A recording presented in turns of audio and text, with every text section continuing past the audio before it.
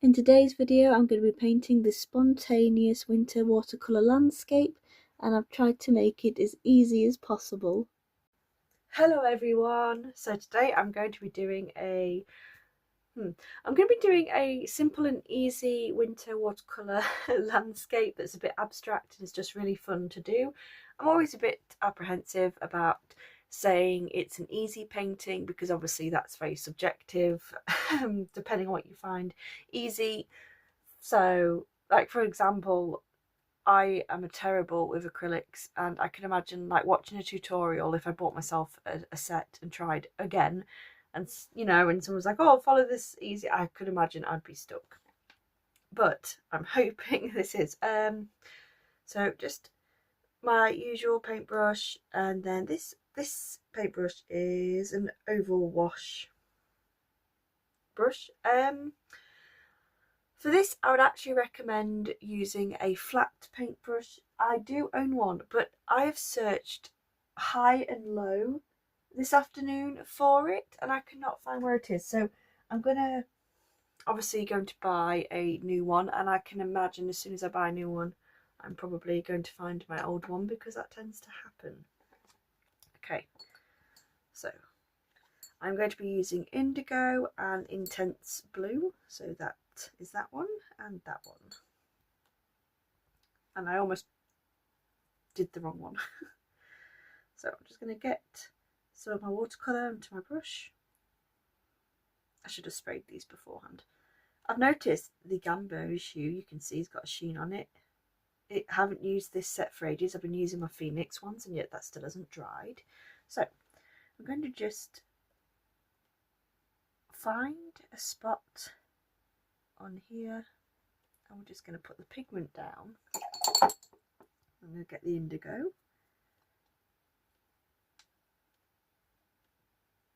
I'll do the same thing and just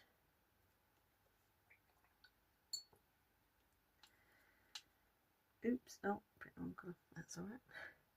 Literally just do a random shape. And then what I might do later, I might mix Van Dyke Brown and indigo to make a grey colour, but that's not something I'm going to do just yet. So I'm going to get my brush and I'm going to wet it, and I'm literally just going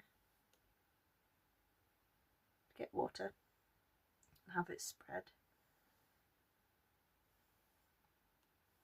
And I'm just going to keep doing that to the top. And obviously as it gets further and further up to the top, it's got less pigment, so it's less blue, but you can still obviously see it compared to the white.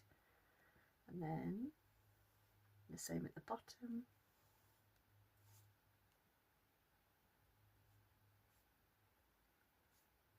And these little bits here are just something I'm adding, and I'm just holding my brush sideways so it can do a little bit of like not a dry brush because it's an oval brush, so it holds a lot of water. I won't lie, I'm not an expert on brushes. Oval wash, I assume obviously because it does a wash, but I will admit I'm not. I think this is the first time I've used this actually in a while, so there we go. And it's very abstract. You can't really, you can, but I was about to say you can't really control it too much. Obviously you can if you want to edit it, that is completely fine as well. But I think these are fun because they kind of do what they want, and you can either, like I say, you can manipulate it to however you want it to look. So if you want this to colour to fan up a bit more, you could obviously, do something like that just to get it to change how you want it to look. Now, so do I want to change anything? Maybe a bit of indigo. It's still wet. I'm probably just going to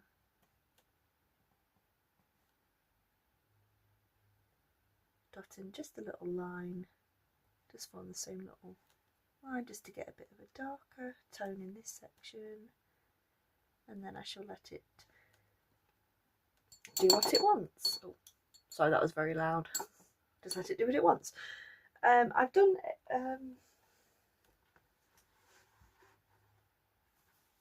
so like I did I can't show you in the sketchbooks, obviously, if I turn the page it will smudge.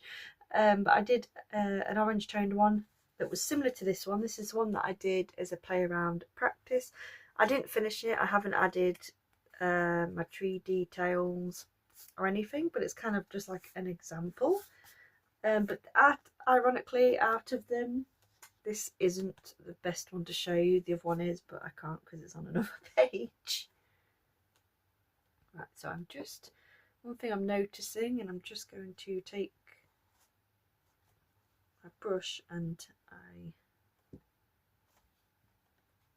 don't know if you can see. No, it's not in frame.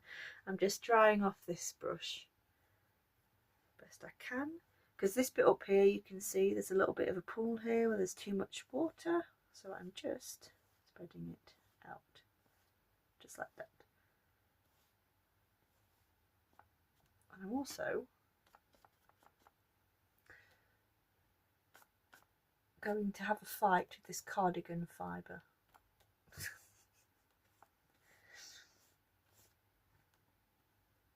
I love this cardigan, but it does shed a little bit, but it's all sparkly, so it's worth it. Alright, so there we go. So now I'm going to let that dry and work on it a little bit more, see where we are. Okay, so now that is dry, and as usual, once I've stopped tripping over my words, I've forced it to dry. But I wanted to show you something really interesting and cool. Okay, so here's the bit that I find really cool and interesting. If you just see here, it kind of, to me, it kind of looks like, sorry, I'm trying to get a good shot of this, because obviously it's spontaneous, it's done its own thing. To me, these little white bits, well, they're still blue, but these little gaps here kind of look like tree trunks. So the dark part is obviously in the forest, and then these bit look like the actual tree leaves. And I think that's really interesting, and it's super fun, because when you do this you get different things happening each time. Okay, so after showing you that little bit that looks like trees to me, now I need to think of how I am going to do my pen and ink process with that in mind. So obviously this is a snowy landscape, but also, you know, you can also do it for obviously you know, water, spontaneous type of water as well. That's why it's such a fun way and an easy way just to paint something. So I am going to try and figure out how I want to do this. So I was thinking maybe to highlight the trees that I really like, I might actually just colour in the tree trunk bits that I see. Just kind of work on them. Although maybe I shouldn't have done. Maybe if I'd left them. Oh no, I do like that. It's difficult, because if I'd left them, they would have obviously looked really natural. But obviously this way I've done it, I've really highlighted them. But if I just do it at the top as well. And the other thing is, obviously, you can do whatever colour scheme you want to do, you know. Works with so many different colours, so many different themes. You could do oranges and reds and get an autumn, you know, an autumn, oh sorry. So I lost my train of thought because I just realised that my swatch that I made, so I remember the colours in my my watercolours, has got gamboge all over it, and it's still quite tacky. So I'm just going to move that somewhere safely, because I don't want to obviously get my hands yellow and then put it into my artwork. It has been known to happen, and I'm sure it will happen again, but I'm going to attempt to not let that be tonight. So anyway, yeah, you can use obviously different warm tones, and if you want more of a spring painting, obviously you can do lighter colours. That's the fun part, just do whatever colours you want to do. Right, okay, so I see a tree here. let's do a tree here.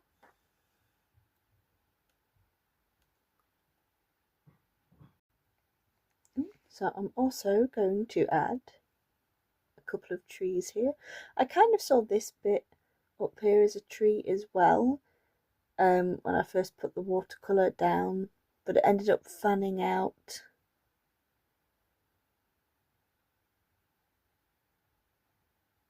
And became a lot more subtle, but that's fine. I'm just going to draw a tree there. Okay, so another thing I'm going to do, so I'm just going to do a little bit of line with my white pen just along the horizon bit,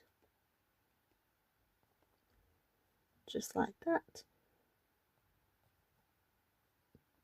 This is optional though, don't have to do it. A couple of fences. Okay, so now that I have done that, I'm going to add my snow splatter with my white ink, but I am going to try and be oh, so I'm just finding a paintbrush. I'm going to try and be quite gentle with this because I really like how this looks and I don't want to cover up too much of the white pen that I've already done. So I'm going to be limited on the amount of ink.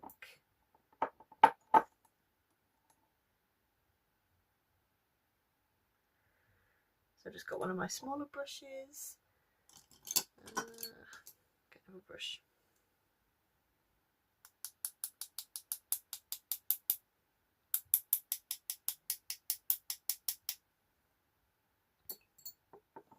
A little bit more ink, just a little bit.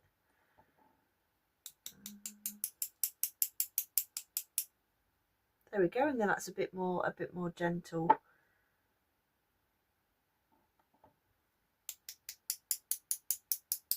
And these blue splatters here I just made now because I accidentally put my paintbrush in the glass that washes.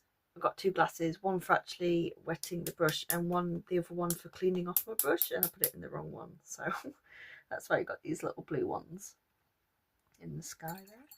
So there we go, that is pretty much finished. Now obviously you can still do the normal things that I normally do, which I'd normally add a fence here or a tree or something, but I wanted to keep this nice and simple, very spontaneous, easy to do, very pretty. I like how it's turned out, and I think I was really lucky that these areas here happen to look like tree trunks. That was very useful. Oh, and it's very hard to see, but when I mentioned about this having yellow on it, there's a very slight yellow, a bit of gamboge just there. I mean, it's almost invisible and you might have not even seen it if I hadn't mentioned it. But I just thought it was funny because I was talking about it and I was trying to be cautious not to smudge it, but it ended up getting onto my book my painting anyway. So let's take off the tape. And because I used a hairdryer, these should be easier to peel off. Well, that's not always a guarantee, but normally it helps. Oh. There we go. So that is my finished painting.